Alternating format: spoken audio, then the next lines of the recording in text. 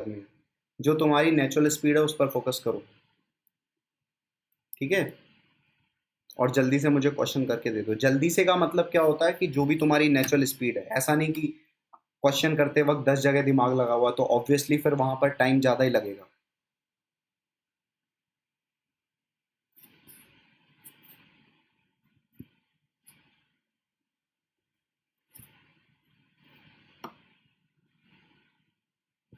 Starting में focus करने के लिए सेशन मैं स्टार्ट करता हूँ, कम से कम तू 1 मिनट फोकस करने के लिए वो रोज एक एक्सरसाइज करो। That is a part of exercise. अगर वो तुम स्किप कर देते हो और छोड़ देते हो तो तुम्हारी बहुत बड़ी गलती है ये, ठीक है। तुम करके देखो उसे, 1 मिनट में क्या जाता है तुम्हारा 1-2 मिनट में।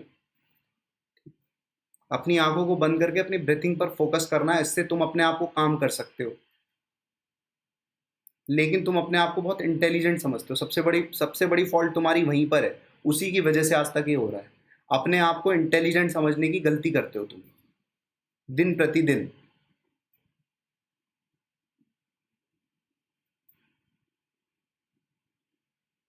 अपने टीचिंग कैरियर में मैंने देख लिया, जो बच्चे ज़्यादा स्मार्ट बनने की कोशिश करते हैं वो कैसे रहते हैं, और जो बच्चे चीज़ों को फॉलो करते हैं वो कैसे रहते हैं। बहुत दिन से पढ़ा रहा हूँ तो इतना तो देख के समझ ही गया हूँ।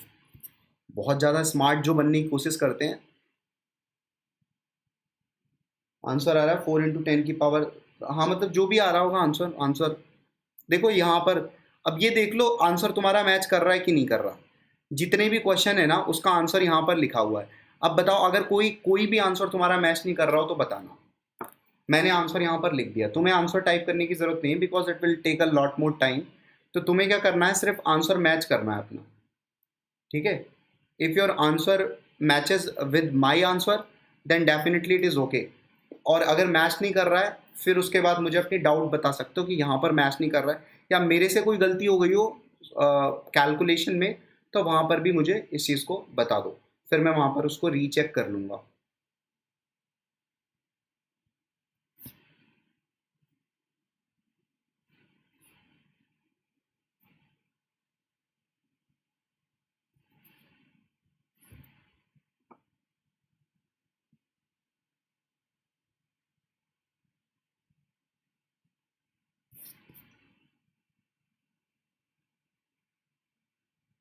Very good. √5 मतलब तुमने बहुत बढ़िया सॉल्व किया। एक्चुअली मैग्नीट्यूड बता दिया है तो मैग्नीट्यूड वाइज भी सही है वो आंसर। 4 × 10⁻⁶ वो मैग्नीट्यूड वाइज बिल्कुल सही आंसर है। मैंने यहाँ पर सिर्फ वेक्टर फॉर्मेट में लिखा है, मैग्नीट्यूड नहीं निकाला। अगर मैग्नीट्यूड निकालोगे तो तुम्हारा आंसर 4 × 10⁻⁶ इंटू √6 √5 जो भी है, दैट इज करेक्ट आंसर। वो पहला आंसर सही है जिसने भी आंसर दिया है। बट यहाँ पर मैंने वेक्टर वाइज लिख दिया, अगर मैग्नीट्यूड वाइज भी निकालना चाहते हो तो निकाल सकते हो तुम, ठीक है। वो कोई इश्यू नहीं है। इफ यू विश कि मैग्नीट्यूड वाइज निकालेंगे तो वेक्टर का मैग्नीट्यूड निकाल के मल्टीप्लाई कर देंगे, दैट्स इट, ठीक है। पार्ट नंबर 3 भी समझ में आ गया होगा। अगर फिर भी किसी को डाउट पूछने में कभी भी हिचकना मत, डाउट पूछा करो।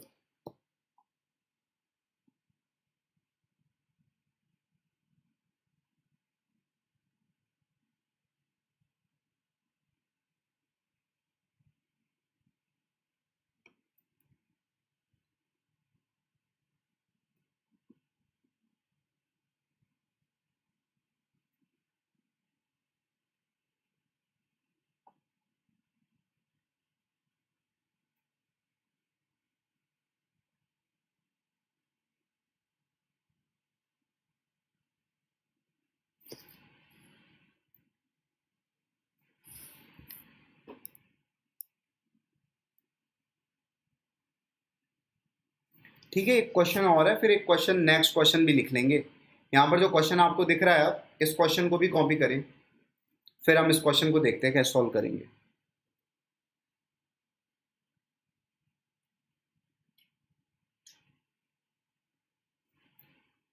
ठीक है, अब से तुम ना क्वेश्चन पढ़ के सोच लिया करो कि कैसे करेंगे।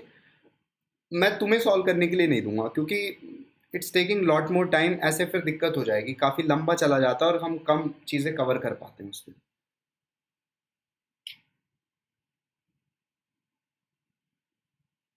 ठीक है, बहुत ज़्यादा टाइम नहीं दूंगा तुम्हें सॉल्व करने के लिए, फिर तुम ज़्यादा टाइम लगा ले तो बहुत सारे बच्चों का उस समय टाइम किल हो जाता है। तो तुम घर पर जाके वापस से इन्हीं चीज़ों को रिवाइज कर लेना और वापस से क्वेश्चंस को सॉल्व कर लेना, तो वही फील आ जाएगा, कोई दिक्कत नहीं होगी और रिवीजन भी हो जाएगा। ठीक है, आई होप ये क्वेश्चन आपको समझ में आ गया होगा अगर आपने लिख लिया है तो। एक इलेक्ट्रिक फील्ड नीचे की तरफ वर्टिकली डाउनवर्ड में लगाया हुआ, यहाँ पर क्यू पॉजिटिव चार्ज है एक एम मास के बॉल को, ठीक है, एक धागे से लटकाया हुआ है जिस धागे की लेंथ है एल। आपको बताना है टाइम पीरियड, ये सिंपल पेंडुलम बन चुका है, अब सिंपल पेंडुलम का टाइम पीरियड बताना है। ठीक है, तो आपने क्लास 11 में टाइम पीरियड क्या पढ़ा था, 2 pi under root l by g, ठीक है, ये पढ़ा था ना।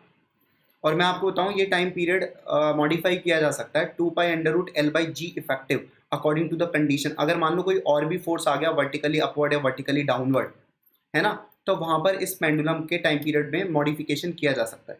जैसे मैं आपको एक एग्जांपल बताता हूँ, मान लो पेंडुलम तुम फ्लूइड में रख दे रहे हो, किसी लिक्विड में रख दे रहे हो, तो बॉल के ऊपर एक बायोंसी फोर्स भी लगेगा ना ऊपर, तो वहां पे टाइम पीरियड फिर क्या होगा, तो वहां पे टाइम पीरियड होगा 2 pi under root l by g effective.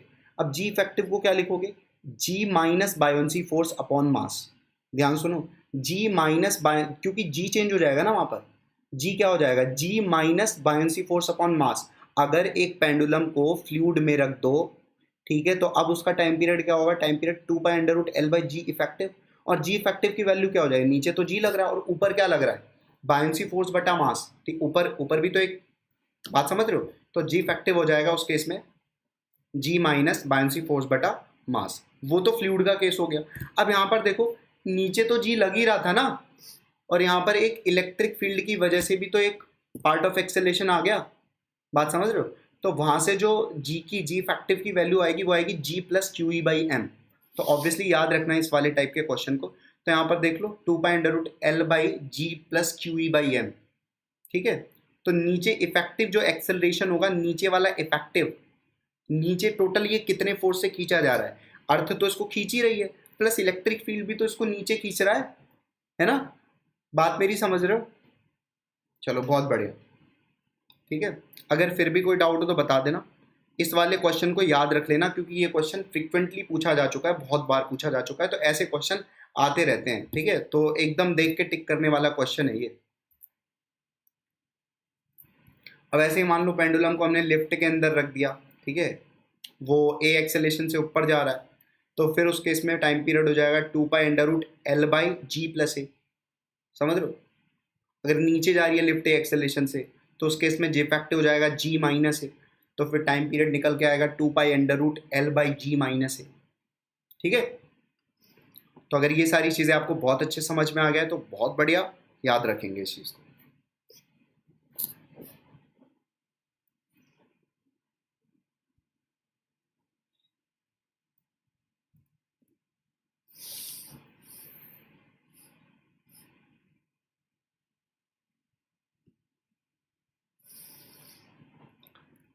चलो, मुझे लग रहा है हो गया होगा, काफ़ी देर हो गई है, ठीक है। अगर हो गया होगा तो फिर एक और क्वेश्चन तुम्हारे लिए, तुम्हारा इंतजार कर रहा है, ठीक है। सो अब अपने हाथ को सेट करें नेक्स्ट क्वेश्चन पर। नेक्स्ट क्वेश्चन तुम्हारे सामने, पहले लिख लो क्वेश्चन को, फिर पढ़ना समझना।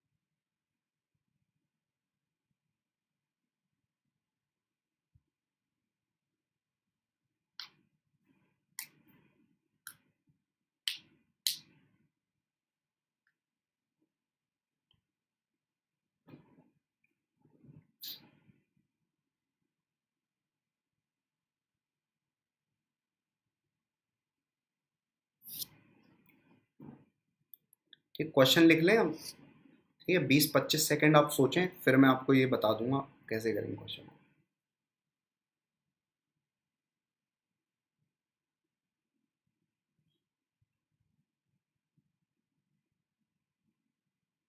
ठीक है, लिख लो, फिर थोड़ा सा सोचो, तब तक आता हूँ मैं।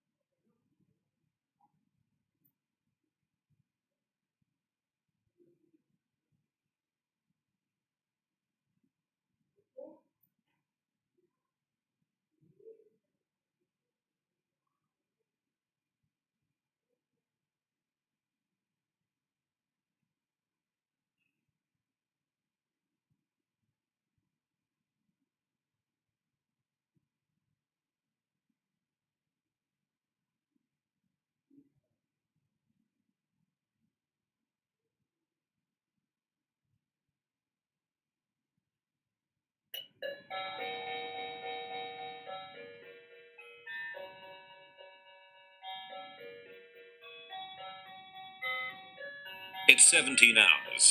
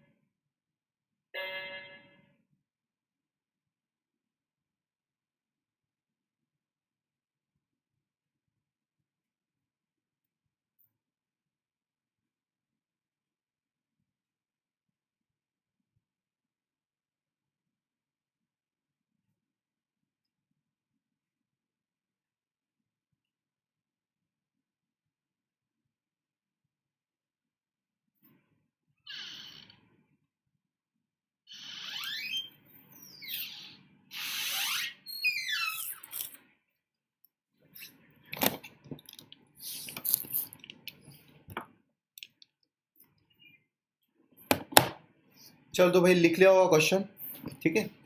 चलो मैं समझा रहा हूँ क्वेश्चन आपको। An vertical, not an vertical, ठीक है, ये एन वर्टिकल क्या होगा? A vertical downward electric field, ठीक है, a vertical downward electric field exist of magnitude 5 newton per coulomb, ठीक है। तो आपको ये पता चल गया है कि एक vertical downward electric field exist करता है जिसका मैग्नीट्यूड है 5 newton per coulomb. If a charge of 2 micro coulomb is projected from ground, ठीक है, 2 माइक्रो कूलम का चार्ज प्रोजेक्ट किया जा रहा है ग्राउंड से with the velocity 20 metre per second at an angle 60 degree from horizontal. Find करना है, रेंज फाइंड आउट करना है, दूसरा टाइम पीरियड फाइंड आउट करना है, तीसरा मैक्सिमम हाइट फाइंड आउट करना है। निग्लेक्ट कर दिया ग्रेविटी को, क्वेश्चन में सजेशन दिया है पार्टिकल का मास है 1 ग्राम, ठीक है। अब देखो टाइम पीरियड का फॉर्मूला पहले क्या होता था, पहले नीचे ग्रेविटी लग रही थी, अभी क्या लग रहा है, जी की जगह क्या आ जाएगा, क्यू ई बटा एम आ जाएगा ना, है ना।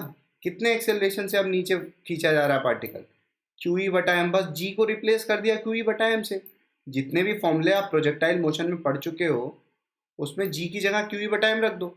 जैसे टाइम पीरियड क्या होता था, 2u साइन थीटा बाई जी, तो 2u साइन थीटा बाई जी की जगह क्यू ई बाई एम रख दिया तो टाइम पीरियड आ जाएगा यहाँ से, ठीक है। टाइम पीरियड की वैल्यू इतनी आ जाएगी, सॉल्व कर लेना, वैल्यूज पुट करनी है, ठीक है। अब रेंज कैसे निकालते थे, horizontal velocity into time of flight.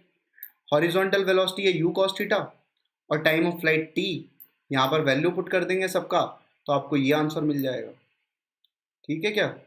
तो इसी बात पर अब पहला वाला पार्ट आपको समझ में आ गया होगा, ठीक है। आपको भाई दूसरा वाला पार्ट भी समझ में आ गया होगा। अब तीसरा वाला पार्ट है मैक्सिमम हाइट, मैक्सिमम हाइट निकालना है तुमको।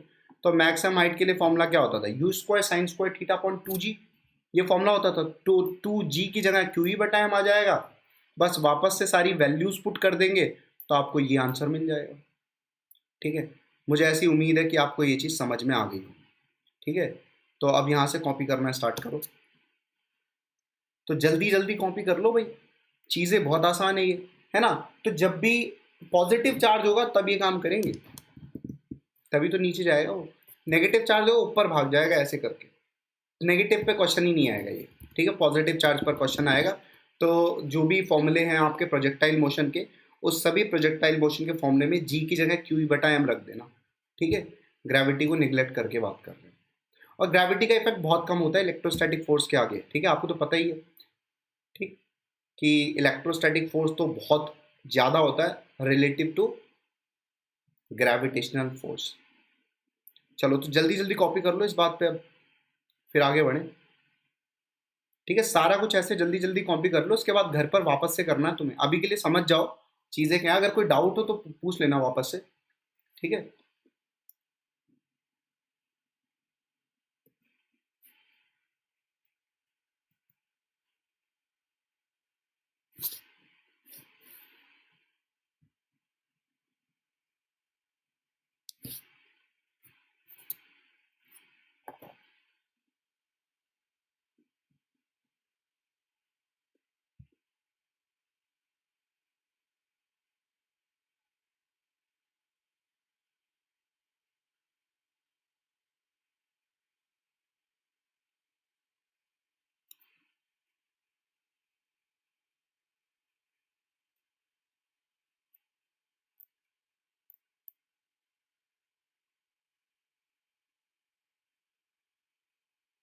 बहुत बढ़िया,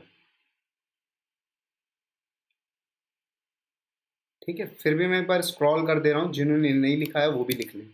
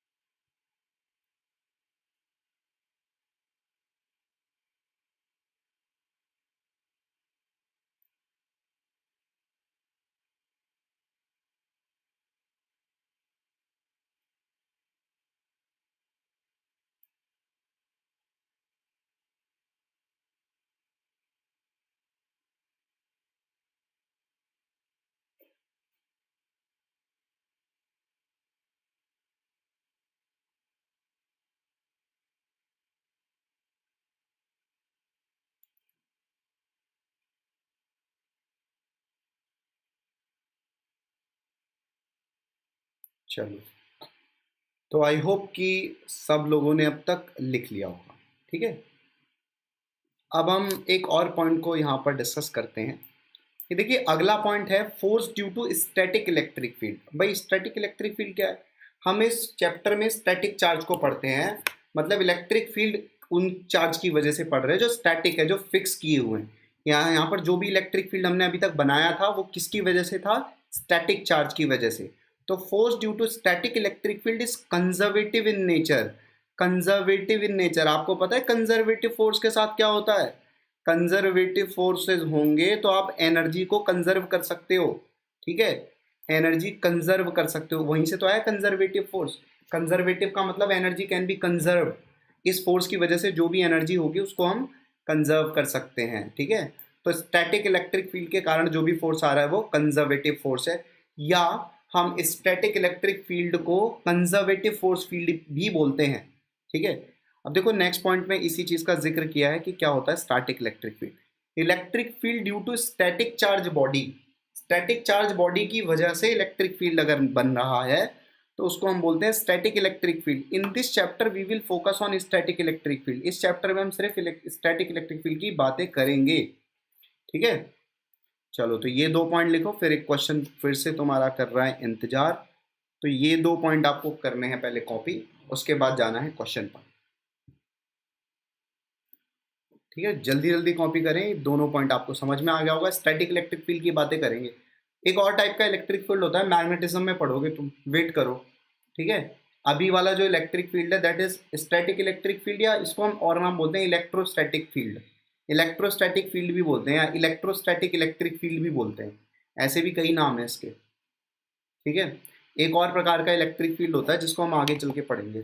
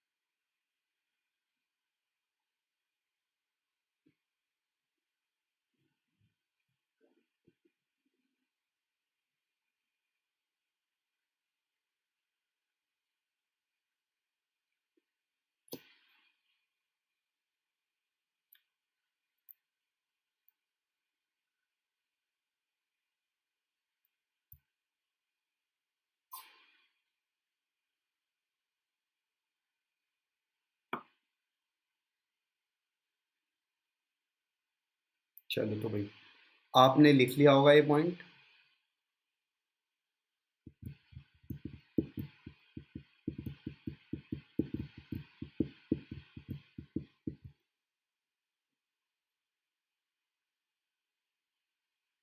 ठीक है, चलो इसी बात पे अब ये क्वेश्चन भी लिख लेना।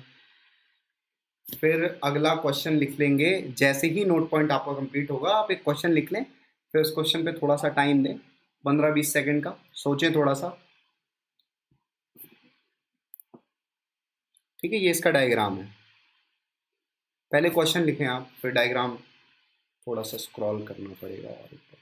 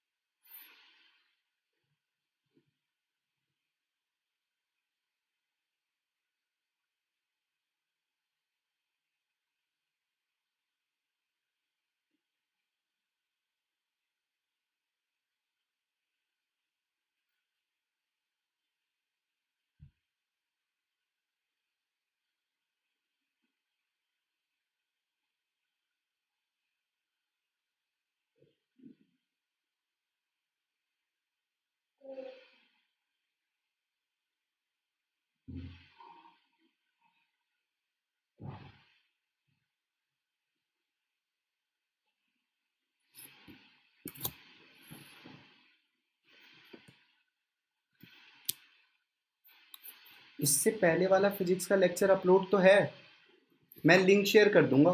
ठीक है, I will share the link with you on Telegram.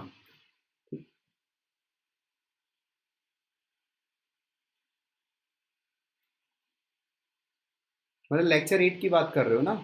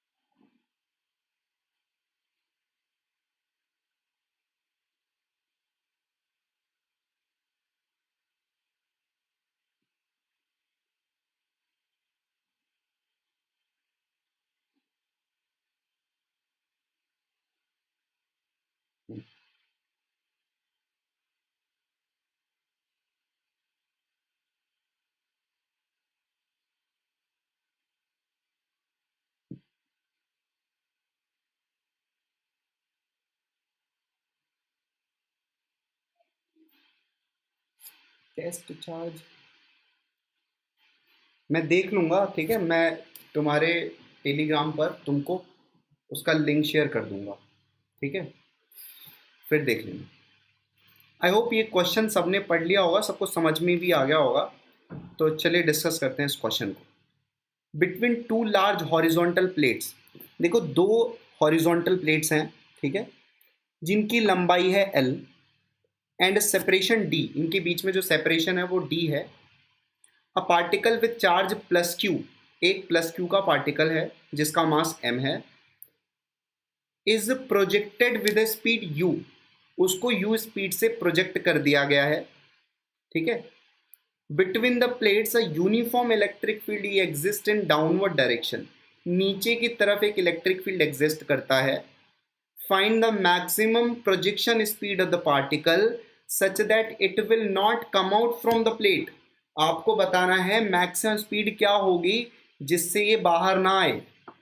आसान सा क्वेश्चन है, कोई बहुत कठिन तो क्वेश्चन नहीं है। अब देखिए मैक्सिमम स्पीड, मैक्सिमम स्पीड बोलने का मतलब क्या है, देखो मैक्सिमम तो भाई मैक्स सुनो, जैसे मैं क्या बोल रहा हूँ, मान लो तुमने 5 मीटर पर सेकंड से फेंका तो यहाँ तक आ गया, ठीक है, अभी भी बाहर नहीं आया, तो इसका मतलब इससे ज़्यादा से फेंका जा सकता है। अब मान लो 6 से फेंका तो यहाँ तक आ गया, यहाँ पर आ गया, इसका मतलब अभी भी और ज़्यादा वेलोसिटी एग्जिस्ट करता है, इसका मतलब और 7 से फेंका तो यहाँ आ गया, इसका मतलब और ज़्यादा से एग्जिस्ट करता है। ऐसे करते करते करते करते करते करते यहाँ तक ले आए।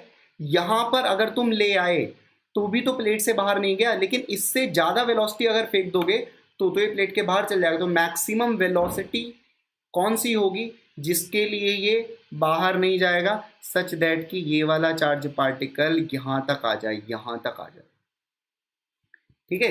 इसकी ट्रेजेक्ट्री क्या होगी, इसकी ट्रेजेक्ट्री होगी प्रोजेक्टाइल मोशन। अभी ही मैंने बताया है, यहाँ पर ये हॉरिजॉन्टल प्रोजेक्टाइल मोशन का केस है। आपने हॉरिजॉन्टल प्रोजेक्टाइल मोशन पढ़ा होगा कि जहाँ पे हम टावर लेते थे, टावर से एक बॉल को इस तरीके से हॉरिजॉन्टली प्रोजेक्ट कर दिया करते थे, तो वो ऐसे कुछ जाके लैंड करता था अर्थ पर, ठीक है, ये हॉरिजॉन्टल प्रोजेक्टाइल मोशन में आपने पढ़ा होगा।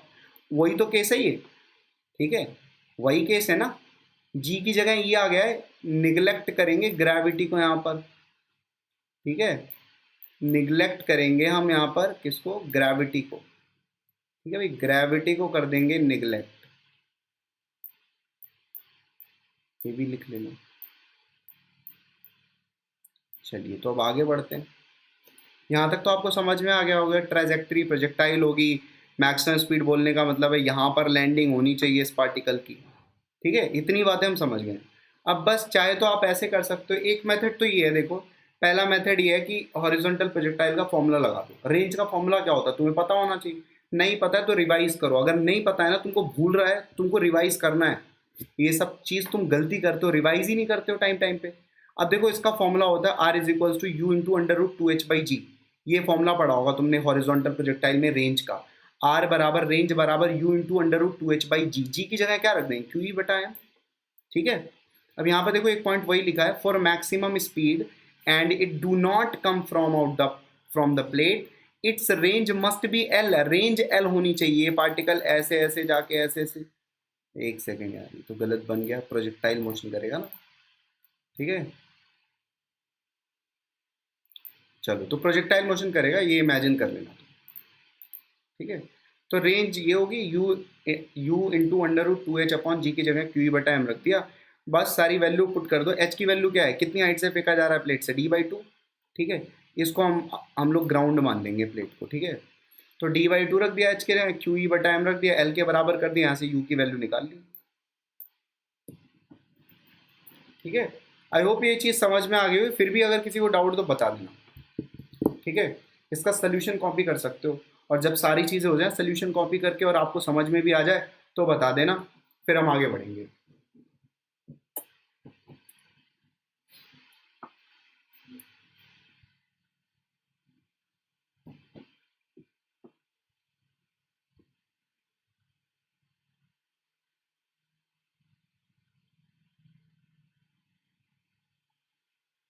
इसका दूसरा भी तरीका है ना, पहले वाला कॉपी कर लो फिर मैं बता दूंगा। एक और तरीके से सोच सकते थे इस क्वेश्चन को,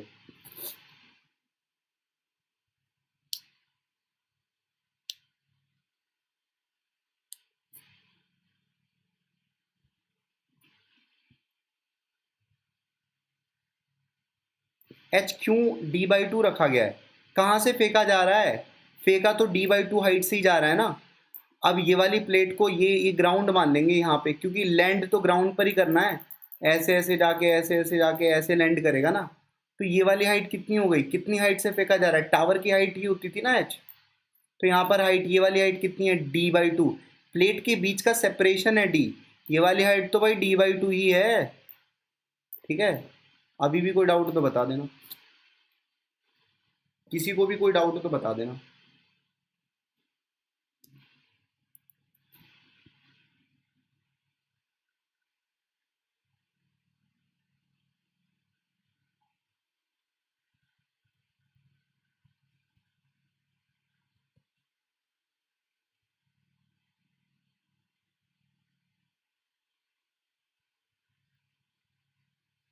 वहां पे जो एच होता था वो टावर की हाइट होती है जहां से फेंका जाता है ग्राउंड से, तो ग्राउंड से मेजर करते हैं। यहाँ पे प्लेट ही ग्राउंड है।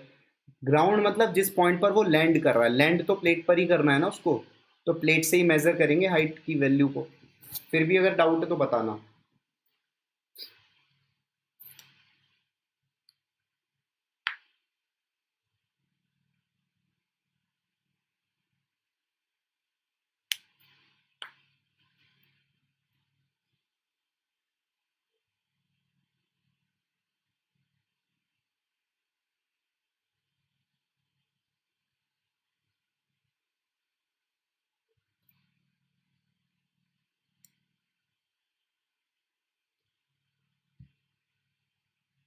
Very good.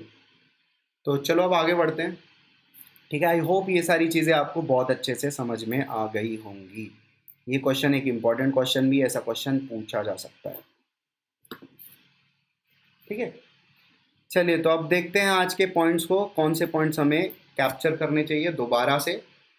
So today's points to रीकैप्चर में सबसे पहला जो पॉइंट है वो है, पहला पॉइंट देखिए, force experience by a charge Q. Q द्वारा जो फोर्स एक्सपीरियंस किया जाएगा, अगर वो यूनिफॉर्म इलेक्ट्रिक फील्ड ई में रखा है तो वो होगा क्यू इंटू ई, वैक्टर फॉर्म में लिखा गया है। ठीक है, ये पहला पॉइंट है जो आपको याद रखना पड़ेगा। दूसरे पॉइंट की बात करें, direction of force on positive charge. Positive charge पर डायरेक्शन ऑफ फोर्स सेम होगा जो भी इलेक्ट्रिक फील्ड का डायरेक्शन होगा, लेकिन अगर हम बात करें नेगेटिव चार्ज पर तो इलेक्ट्रिक फील्ड के ऑपोजिट फोर्स का डायरेक्शन होगा। ठीक है, ये सेकंड हमारा पॉइंट है जो हमको याद रहना चाहिए हमेशा के लिए।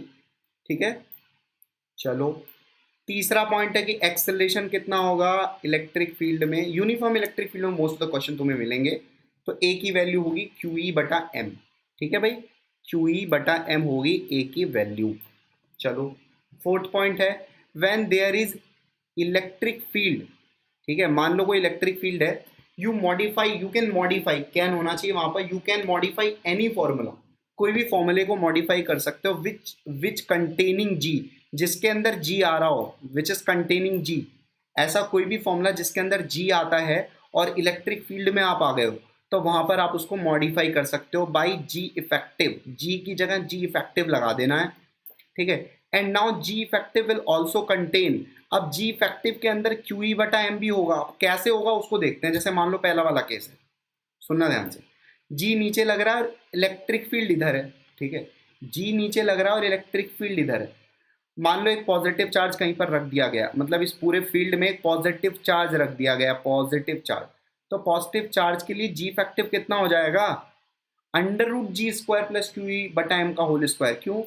क्योंकि इधर और इधर परपेंडिकुलर है ना ये, तो जो जी इफेक्टिव की वैल्यू आएगी वो क्या आएगी? मैग्नीट्यूड वाइज है ना। इन दोनों वेक्टर का रिजल्टेंट क्या होगा? ई वेक्टर का रिजल्टेंट नहीं लेंगे, इसके कारण जो एक्सेलरेशन बनता, इसके कारण कितना एक्सेलरेशन बनता अगर बॉडी फ्री होती, तो कितना बनता? क्यू ई बटा एम। आई होप आपको समझ में आ गया होगा कैसे जी इफेक्टिव यहाँ पर ये लिया गया है, दो जगह परपेंडिकुलर लग रहा है। अगर ऐसा केस होगा तो जी इफेक्टिव की वैल्यू ये रख देना, पॉजिटिव चार्ज के लिए बात कर रहे हैं जी इफेक्टिव। मान लो जी भी नीचे और ई भी नीचे, पॉजिटिव चार्ज के लिए जी इफेक्टिव क्या हो जाएगा? जी प्लस क्यू ई बटा एम। ठीक है, उस केस में चलो मान लो जी नीचे और ई ऊपर है, तो फिर पॉजिटिव चार्ज के लिए जी इफेक्टिव कितना हो जाएगा उस केस में? जी इफेक्टिव हो जाएगा जी माइनस क्यू ई बटा एम। फिर इस केस में जी इफेक्टिव इतना हो जाएगा। ठीक है, आई होप आपको ये सारी बातें समझ में आई होंगी। तो फिर से यहाँ से पॉइंट्स टू रीकैप्चर लिखना स्टार्ट करें। ठीक है, नोट्स में इंक्लूड करेंगे पॉइंट्स टू रीकैप्चर। जिससे वापस से सारी की सारी चीज़ें तुम्हारे दिमाग में फिट हो जाए। आप देख रहे हैं, आप लिख रहे हैं, ये एक बेहतर तरीका है किसी चीज़ को करने का। ठीक है, तो फिर से वापस से पॉइंट्स टू रिकैप्चर भी लिखेंगे। और क्या जा रहा है लिखने में तुम्हारा? कुछ तो नहीं जा रहा, घाटा तो नहीं है ना, फ़ायदा ही है सिर्फ लिखने का दोबारा से, कि दिमाग में वापस से चीज़ें फिट हो जाएंगी, हमें भूलेंगी नहीं जल्दी।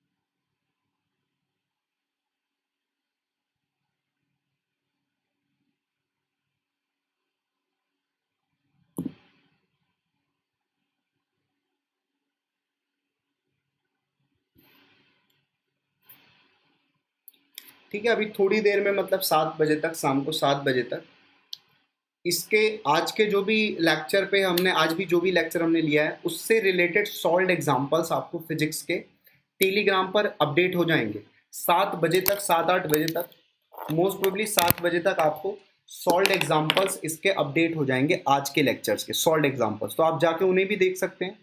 आप पहले एक बार नोट्स रिवाइज कर लेंगे, उसके बाद आपको सॉल्व्ड एग्जांपल्स देख लेंगे, तो मुझे लगता है आज का लेक्चर मोर देन सफिशिएंट हो जाएगा। ठीक है, आराम से देखेंगे, क्योंकि सॉल्व्ड एग्जांपल्स का जो डोज है ना वो काफ़ी हैवी डोज है।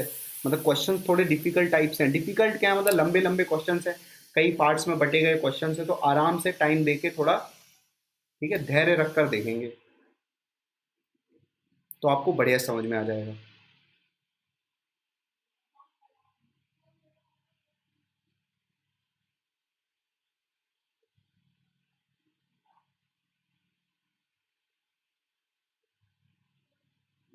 जैसे ही ये सारे पॉइंट्स, मतलब फोर्थ पॉइंट तक आप लिख लेना, ये फोर्थ पॉइंट तक, फिर मुझे अपडेट करना, फिर हम आगे बढ़ेंगे।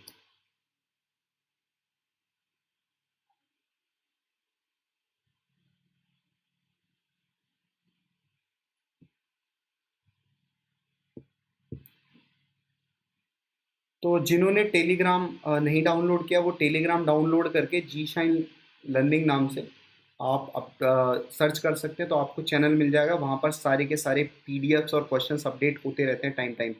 इस बार तो मैंने इसी वीडियो के डिस्क्रिप्शन बॉक्स में आपको टेलीग्राम चैनल का भी लिंक भेजा हुआ है, तो आप डायरेक्टली वहाँ से डाउनलोड कर सकते हैं। ठीक है, अगर आपको ज़रूरत हो।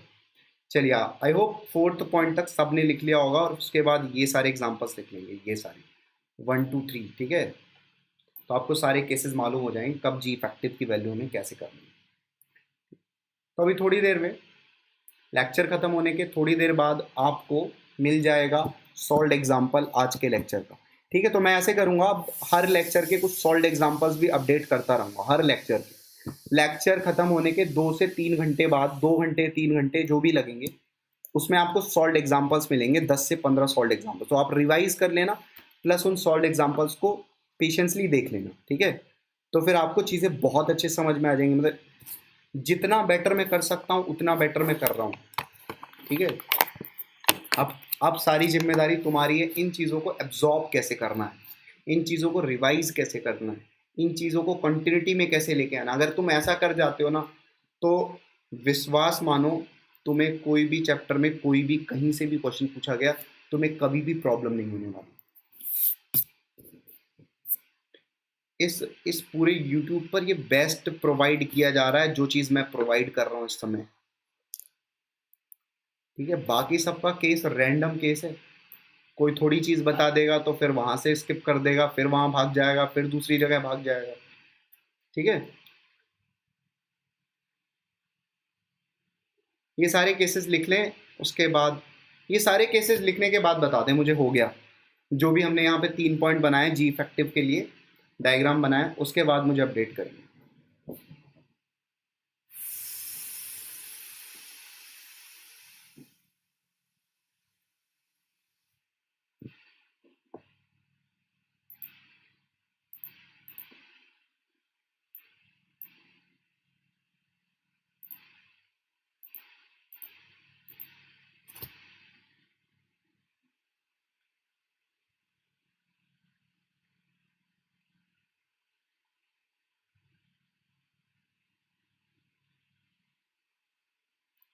चलो बहुत बढ़िया। अब देखो नेक्स्ट पॉइंट ये है कि static electric field by conservative force field होता है एंड एनर्जी कंजर्वेशन एप्लीकेबल हो जाएगा इस केस में, ठीक है। एनर्जी कंजर्वेशन कर सकते हैं अगर स्टैटिक इलेक्ट्रिक, एक स्टैटिक इलेक्ट्रिक फील्ड भी होता है, एक और भी इलेक्ट्रिक फील्ड होता है, ठीक है, वहां पर एनर्जी कंजर्वेशन नहीं लगता, वो दूसरा इलेक्ट्रिक फील्ड है, उसकी बात हम मैग्नेटिज्म में करेंगे। इसका मतलब स्टैटिक इलेक्ट्रिक फील्ड एक चीज़ है और एक और इलेक्ट्रिक फील्ड होता है, उसकी बात हम बाद में करेंगे, ठीक है। तो आई होप तुम्हें यहाँ तक चीज़ें समझ में आ गई होंगी। तो आज के लेक्चर में इतना ही रखेंगे, बाकी सॉल्व एग्जाम्पल्स आज के कर लेना, ठीक है। तो बाकी बाद में बात करेंगे। चलो ये ज़्यादा हो जाएगा कि मैं अगर इसका पीडीएफ भी सेंड कर दूँ, पीडीएफ सेंड कर दूँ तुम्हारे लिए बहुत आसान हो जाएगा, फिर तुम लिखना लिखना बंद करोगे और तुम पढ़ाई कम करोगे, ठीक है। तो ये चीज़ सही नहीं है। मैं सोच रहा था इसका पीडीएफ भी दे देता तुम्हें, जो लेक्चर आज चला है, जैसे जो भी लेक्चर चला है उसका एक पीडीएफ दे देता नोट्स का। अगर ज़रूरत हो तो बताना, लिख के बताओ। एक बार फोर्थ पॉइंट बता दीजिए। फोर्थ पॉइंट में ये बताया हमने कि फोर्थ पॉइंट, अच्छा देख लो फोर्थ पॉइंट क्या है वापस से, ठीक है। फोर्थ पॉइंट है, फोर्थ पॉइंट में ये है कि कहीं पर भी किसी फॉर्मूले में अगर जी आता है तो इलेक्ट्रिक फील्ड में, मतलब अगर चीज़ वही फॉर्मूला तुम्हें लगाना है इलेक्ट्रिक फील्ड के अंदर, कोई भी फॉर्मूला इलेक्ट्रिक फील्ड के अंदर लगाना है जिस फॉर्मूले में ऑलरेडी जी आता है, जैसे 11th क्लास में जो भी तुमने फॉर्मूला पढ़ा है उसमें जी आता है, ठीक है, और इलेक्ट्रिक फील्ड आ गया, ठीक है, इस वाले क्लास में इलेक्ट्रिक फील्ड आ गया, तो वही फॉर्मूला तुम्हें मॉडिफाई करके जी की जगह जी इफेक्टिव लिख देना है। और जी इफेक्टिव कैसे कैसे लिखोगे, यहाँ पर 3 केसेस बताए गए हैं, ठीक है। अगर तुम्हें ज़रूरत हो तो बताना इसके पीडीएफ, वैसे पीडीएफ नोट्स की ज़रूरत ही क्या होगी, तुम्हें ज़रूरत ही नहीं होगी।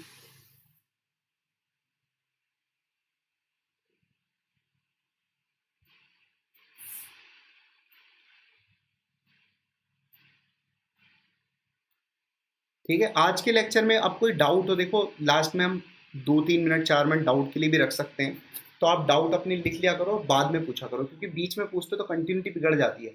आज के लेक्चर में अगर कहीं से भी कोई भी प्रॉब्लम आई हो तो बता सकते हो अब तुम, फटाफट बहुत जल्दी बता दो कि कोई भी तुम्हें कहीं पे भी किसी भी कॉन्सेप्ट में कोई टाइप की प्रॉब्लम हो तो आप अपनी प्रॉब्लम लिखें। अब यहाँ पर डाउट की बात करिए, बिल्कुल सही बात है, ज़रूरत नहीं है ना।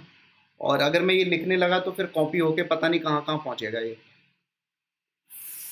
मैं अगर इसको भी शेयर करने लगा तो मुझे लगता है कि फिर ये, ठीक है, चोरी करने वाले लोग बहुत पड़े हैं फिर। चलो, तो कोई डाउट हो आज के लेक्चर में तो बता देना।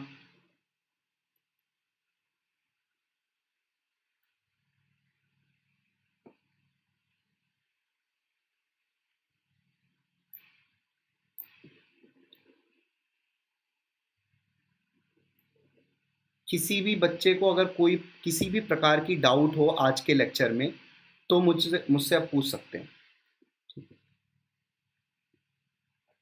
और जो भी ये लिंक होता है जब ये लाइव के लिए आता है तो जो भी तुम्हारे फ्रेंड्स लोग हैं क्लास 10th में तुम्हारे साथ रहे हैं उनके साथ शेयर कर दिया करो, कम से कम वो भी आ जाएंगे, वो भी देख लेंगे अगर देखना चाहते हैं तो। इससे थोड़ा मुझे मोटिवेशन मिलेगा, ठीक है। बाकी तुम देखते तो हो लेकिन जब लाइक और शेयर करने की बात आती है कितना 1 मिनट भी नहीं लगता होगा, 1 मिनट में तुम ये काम कर दोगे तो बात बन जाएगी। उससे थोड़ा मेरा मोटो हाई होगा, रोज का रोज ये काम करते रहेंगे अच्छे से, ठीक है, और मेहनत करने का मन करेगा, ठीक है। तो आज के लेक्चर को रखते हैं इतना सही।